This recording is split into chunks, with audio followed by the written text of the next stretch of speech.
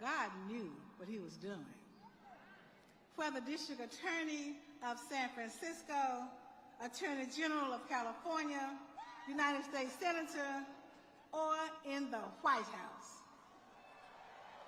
she has been breaking barriers and fighting for working families.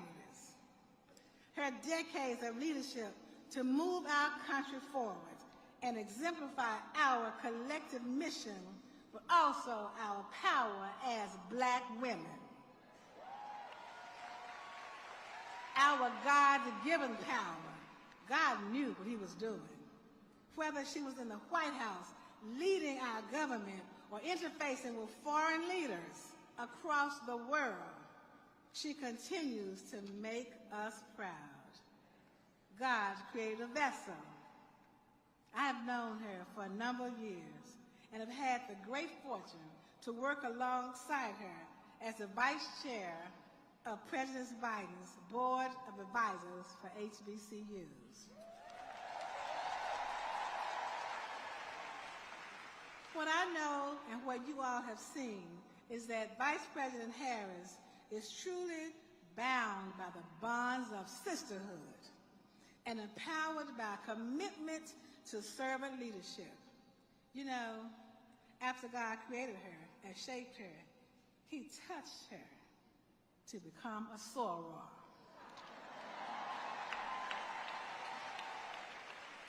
Alpha chapter, our founding chapter, her love for our sisterhood. We are proud, delighted, overjoyed to welcome Vice President Kamala Harris.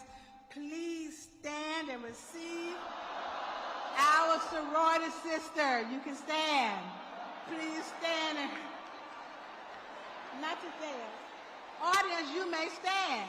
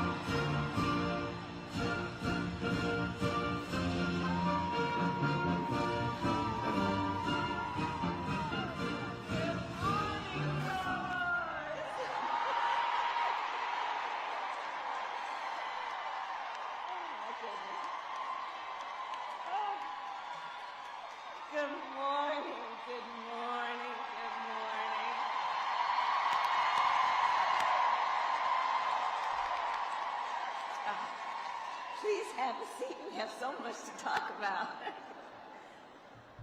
Oh my goodness. What a sight my eyes do behold.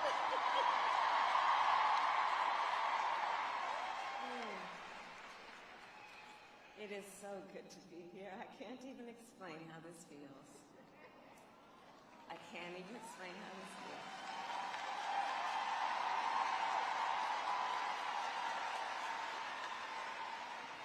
To our Supreme Basilisk, Dr. Glenda Glover,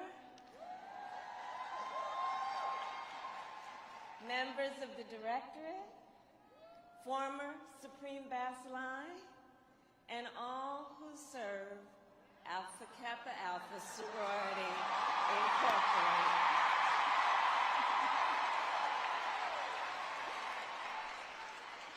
Good morning to everyone. Good morning. Dr. Glover, you have been a tremendous friend to me and sister over so many years and a phenomenal leader of our sisterhood. So I want to thank you in front of everyone for all that you have done and for your commitment, your enduring commitment to exemplify excellence. I also want to thank our International President, Danette Anthony Reed, as you guide us into the next chapter of our sorority. I'm so excited to walk with you on this journey. And what an amazing sight to look out and to see so many of our sorority sisters under one roof at the same time. I look out at all of you, and of course, I see family. In fact, our sorority, some of you may know, has been a part of my life since I was a little girl. You see, my aunt, Christine Simmons, joined Alpha Kappa Alpha at Howard University in the year 1950. And so, yes, you know. And, and when I was a teenager, she was Bacillus of Alpha Nu Omega chapter in Oakland, California. And when I graduated high school, there, of course, was no question that I would attend Howard University. And I was determined from a young girl to join Alpha Kappa Alpha Sorority Incorporated.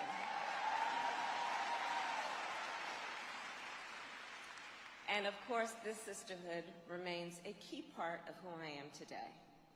In fact, when Auntie Chris was Bacillus, I'll never forget, she hosted one of our revered founders, Miss Norma E. Boyd. And Miss Boyd was in her late 80s at the time, and we had a reception for her. And she was then signing her book, A Love That Equals My Labors. And she signed a copy to Kamala with love, Norma E. Boyd. And I will tell you, I proudly display the signed copy of that book in my West Wing office in the White House. Yes, I do. The legacy lives on. And last month, I'll tell you, and I see some of them here, I was so proud to host my line sisters, the 38 jewels of iridescent splendor, at my home in the official residence of the Vice President of the United States.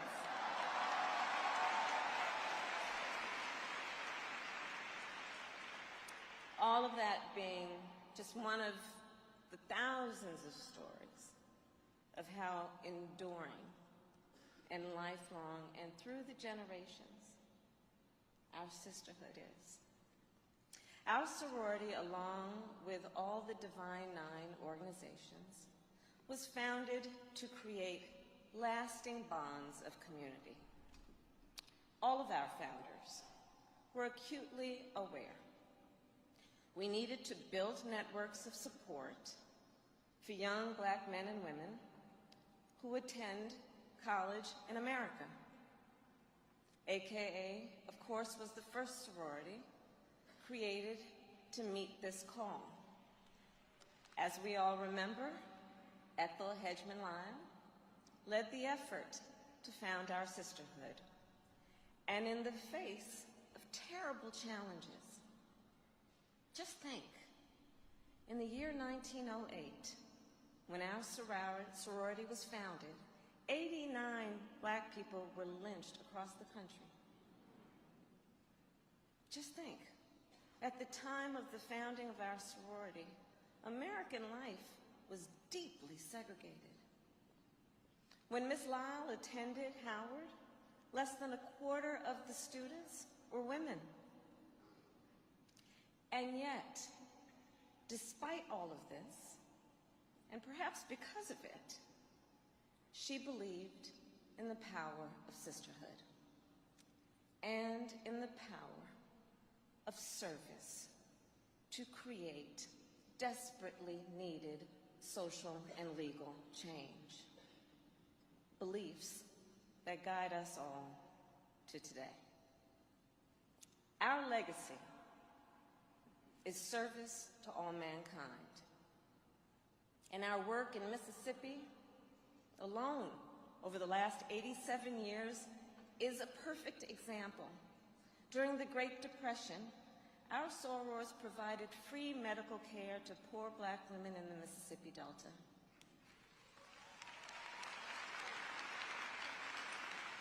And generations later, many of you here ran vaccination drives in those same communities during the COVID pandemic. It's but one example of so many. You know, recently I was reminded of another example of our long-standing, enduring commitment to service when I was a member of the United States Senate.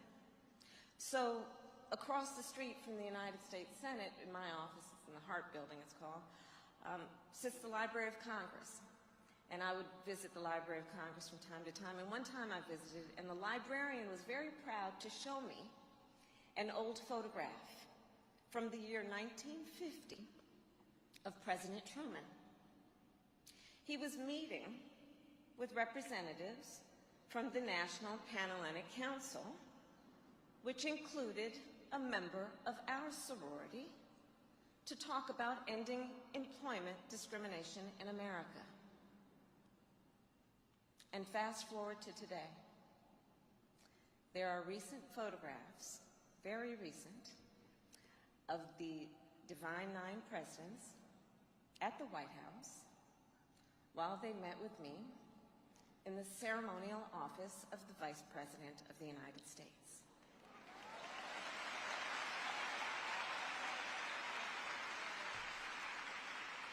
And these photographs are a testament, then, to how members of the Divine Nine have always made sure Black voices are in the rooms where decisions are being made. How our advocacy has been the history of moving the highest levels of government into action, and how we will always fight for what our communities need and for the best of who we are as a nation. In the year 2020, our sorority proved this yet again. Our sorority registered more than 250,000 people to vote.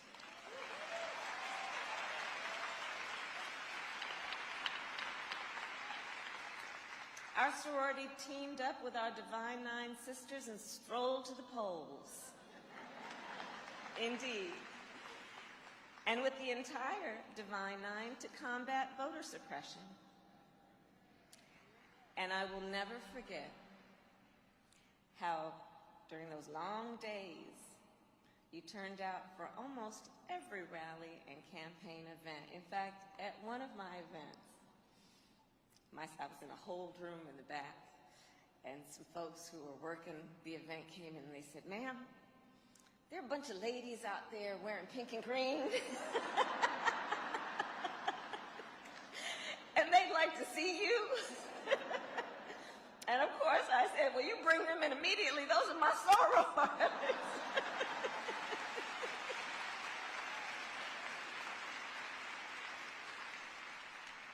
So in 2020, just as the most recent example, you not only showed up for President Biden and me, you showed up for America.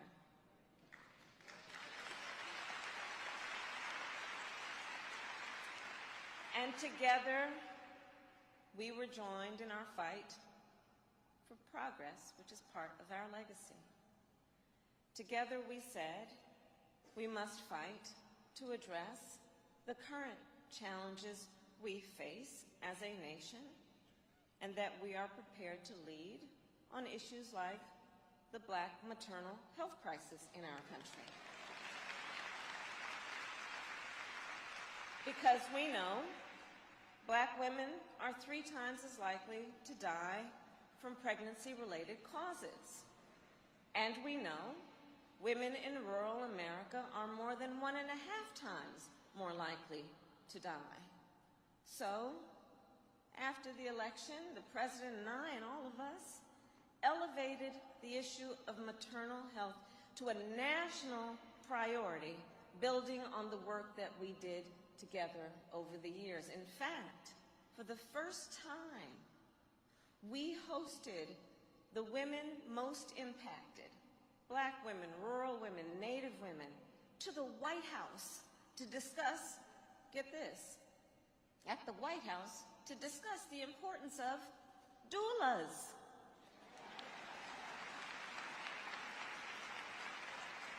To discuss and speak up and out about the issues of fibroids, postpartum depression, and the barriers to care for women of color and rural women.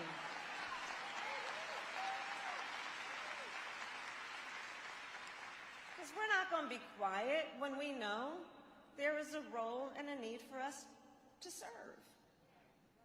And through the work we have done together, we've dedicated resources to hire and train doulas. We have done the work of funding research to address the biggest contributors to maternal mortality and to advance and speak about the need to advance culturally competent care.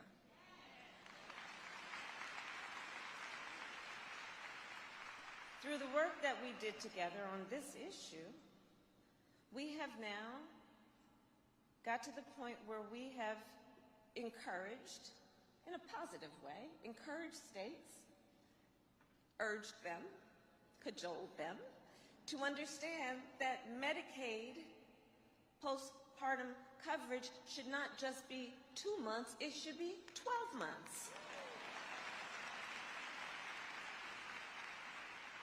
Because the women who require and count on Medicaid coverage require that after giving birth to a human being,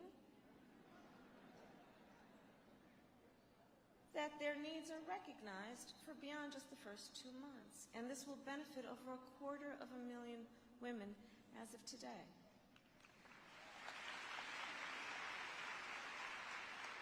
Together, we all said we must help our children reach their God-given potential. And so, our administration extended the child tax credit, which lifted up nearly 40% of Black children in America out of poverty just last year alone. We recognized working people are struggling, and in particular when it comes to covering the cost of their basic needs, including the cost of raising a child. So we passed a tax cut to give working families a tax cut of up to $8,000 a year, which gives folks more room in their budgets to buy food, medication, and school supplies for their children.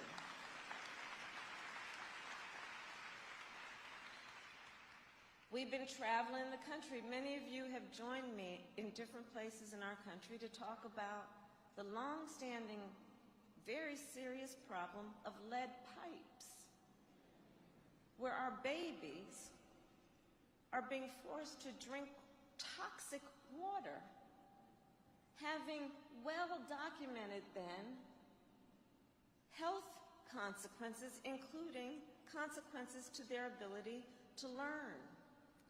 So, together we did the work to remove lead pipes. We are in the process of doing that to ensure that no child has to drink water poisoned with lead, and to make sure that we again are doing everything we can, understanding our children.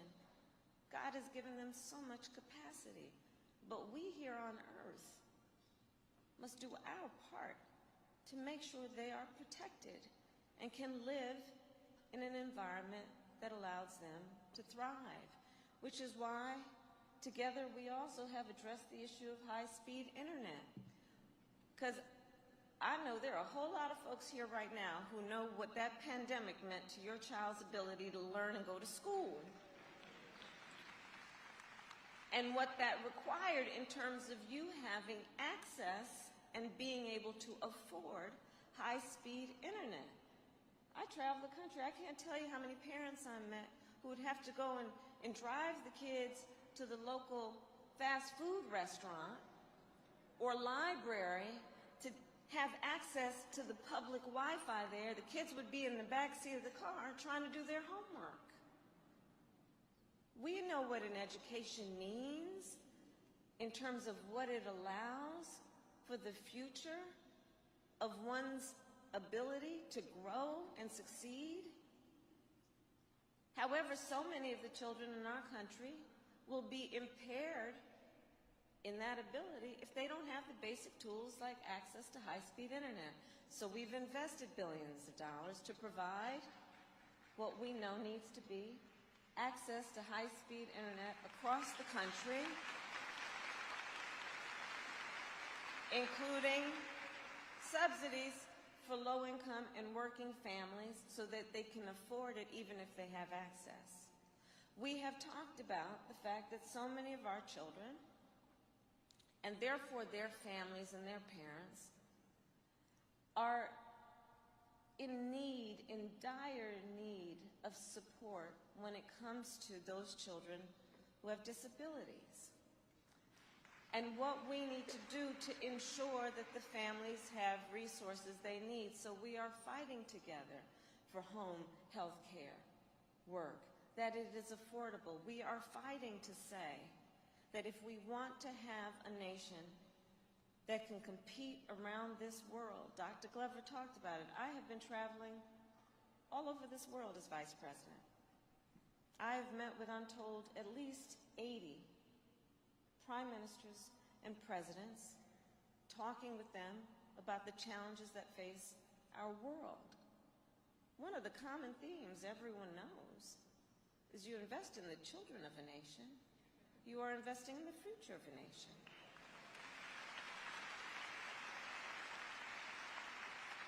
And when we invest in the education of the children of a nation, we are doing the best in terms of ensuring certain outcomes. So together, for example, we all said, let's support some of the most excellent academic institutions in the United States of America, which are referred to as HBCUs.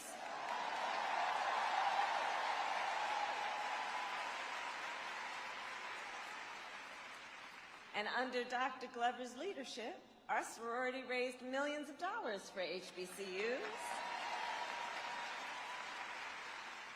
And our administration invested an historic $5.8 billion in our HBCUs. And as a point of personal privilege, as the first vice president to be a graduate of an HBCU, I'm particularly proud of that fact. So as we move forward, we know that there is more work to do, and that means to ensure that we have invested in the success of all of the people of our nation. And Dr. Glover, again, I want to thank you for being the vice chair of the White House HBCU initiative, which we can ensure will lead to its success. So, sorors, together we said that our country must build more wealth and opportunity for all communities. That is part of what we fight for. And our administration then invested billions of dollars in minority and women entrepreneurs, knowing there is nothing more important than building the wealth for most Americans, and that means investing in home ownership. This is something the sorority has worked on through the years. We know historically that one of the impediments to economic health, growth, and wealth for the Black community has been biases in the system that allows for home ownership. And that continues to today.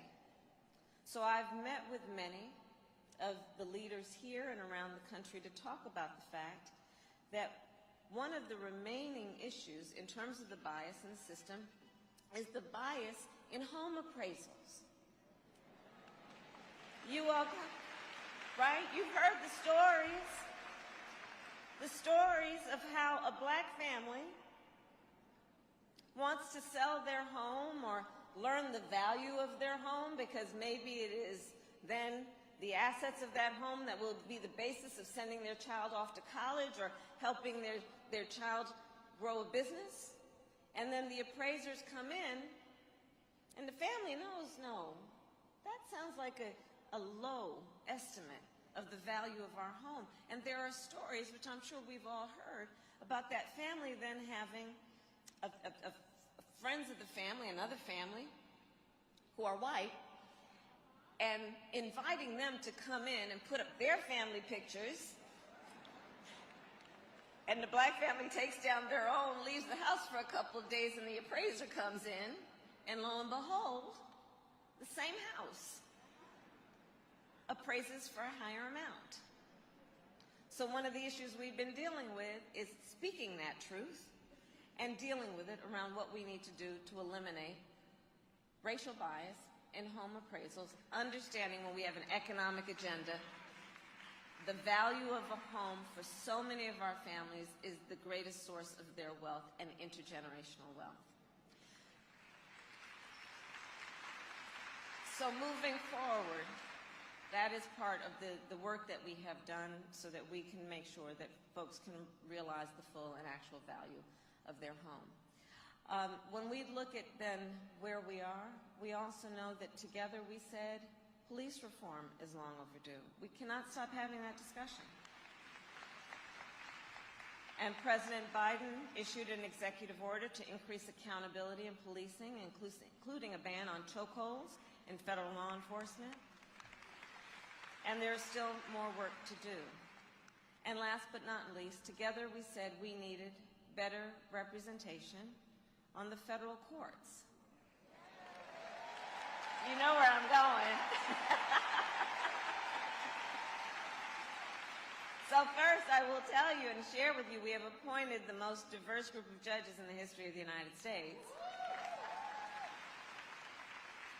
including, of course, the first black woman appointed to the United States Supreme Court, Justice Ketanji Brown Jackson.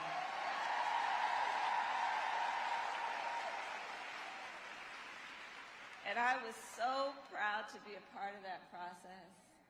And when we look at where she sits and think about our founders and think about everything that is the spirit behind who we are and why we serve, as such a perfect example of what makes all that work worthwhile. So I say all of this, and I went through that list of accomplishments, because all of this was possible because of your work. And I just want to remind you of that, because this is a group of leaders that is so invested in fighting for the best of our country. This is a group of leaders who know the power of service and the need in the power of service to create needed social and legal change. And so all of that to say, thank you, Sorors. Thank you. Because this is the progress that you fought for. And I've not had a chance before today to thank you all in one place for what you have done for the lives of people you may not ever meet and people who may never know your name. This progress is what you stood in line for. And so I'm also here to say we must do it again this November.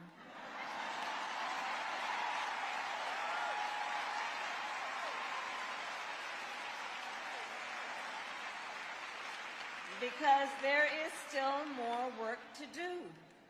To have a strong workforce, we have to do more to support working parents. We must continue the fight to make sure that parents don't have to pay more than 7% of their income in child care. That's the work we still have yet to complete. We cannot let up our fight to lower the cost of home health care, including elder care. And we must continue the fight to lower the cost of prescription drugs, including insulin, so that it is no more than $35 a month and not causing people to look at bankruptcy just to take care of their basic health needs. There is more work to do if we want, as a nation, to keep our communities safe from gun violence. Well, we we must demand that Congress has the courage to repeal the liability shield that protects gun manufacturers, and we must demand they have the courage to renew the assault weapons ban.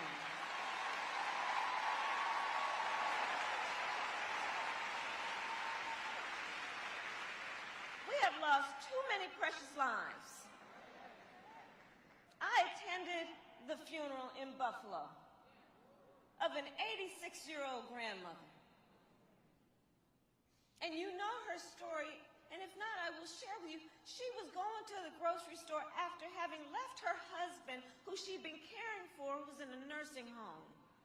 She was just going to buy some groceries. A matriarch of a family.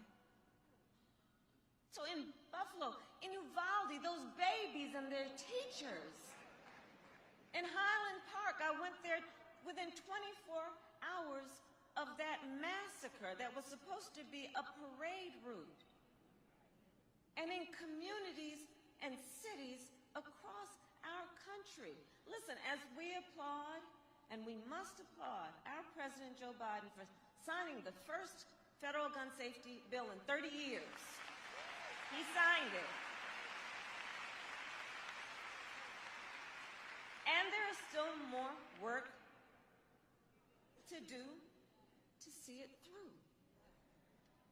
Especially when in America today, while black people are 13% of America's population, black people are 62% of gun homicide victims.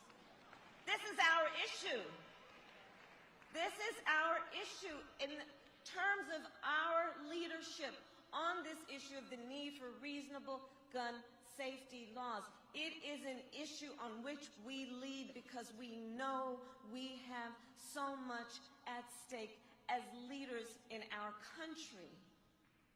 When young black men are 18 times more likely to be victims of gun homicides, we will lead on this issue. And we have more work to do. But I'm here to obviously speak a little truth, a lot of truth. And so in that spirit, the road to get there, to see it through, it's not going to be easy. It's never been easy. And there are, as there have always been, forces that stand in our way. Forces that oppose even the most on this issue of gun safety, even the most common sense gun safety proposals. Forces that include extremist so-called leaders who, instead of expanding rights, work to restrict rights. These so-called leaders who, after we fought and marched,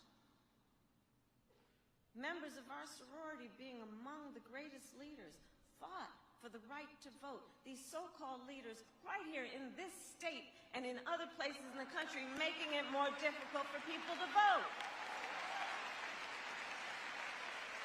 So-called leaders.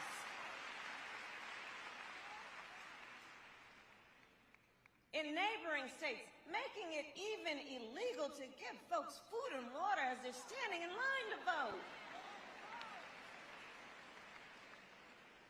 And we know what we need to do. One of the things we need to do is pass the John Lewis Voting Rights Act and the Freedom to Vote Act.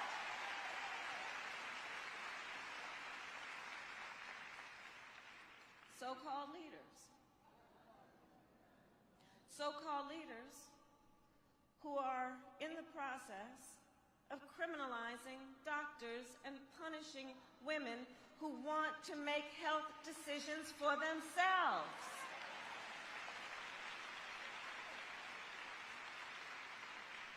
So we know what we need to do. We need to continue to fight for a woman's right to make the most intimate, personal decisions for herself with her doctor, with her pastor, with her priest, with her loved ones, but not her government telling her what she's supposed to do.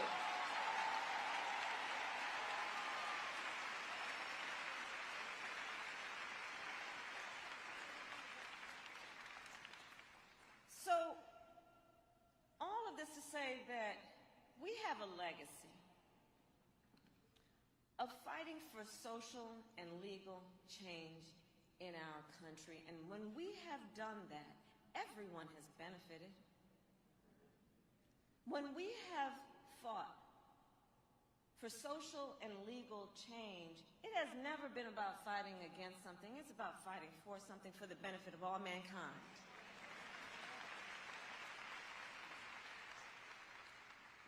And so much of what we have fought for is on the line again. And so we know what we need to do. In particular, because I'm going to leave you with a couple specifics,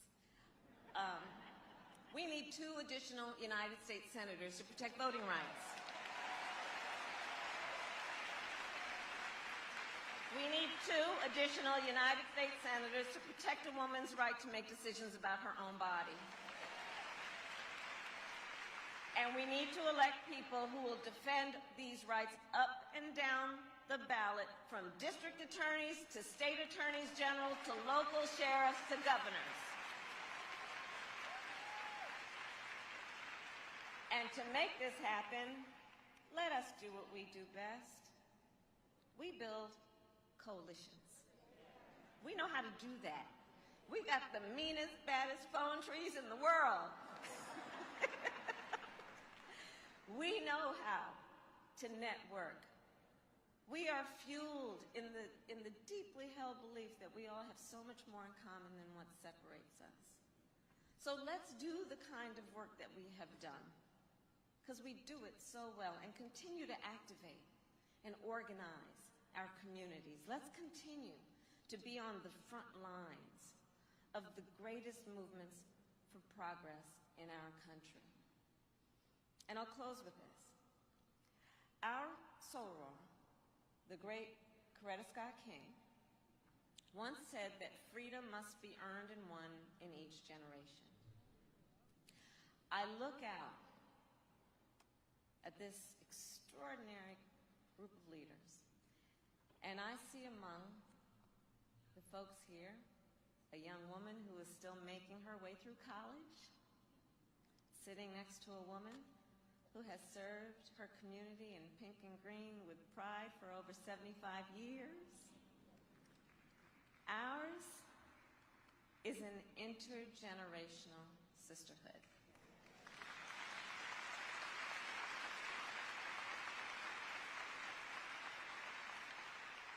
And we live with that knowledge, with the knowledge that we stand on great and broad shoulders, like Norma E. Boyd.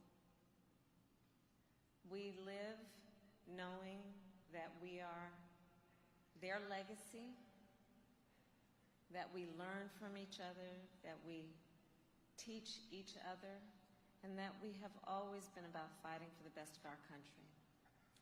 Because the women of Alpha Kappa Alpha, Sorority Incorporated, have always been unburdened by what has been, unburdened by what society may say we can or cannot be. And through our sisterhood, we teach that there is no barrier we cannot break, and there is no obstacle we cannot overcome. We are built for leadership, and every day we see it through, we strive, and we do.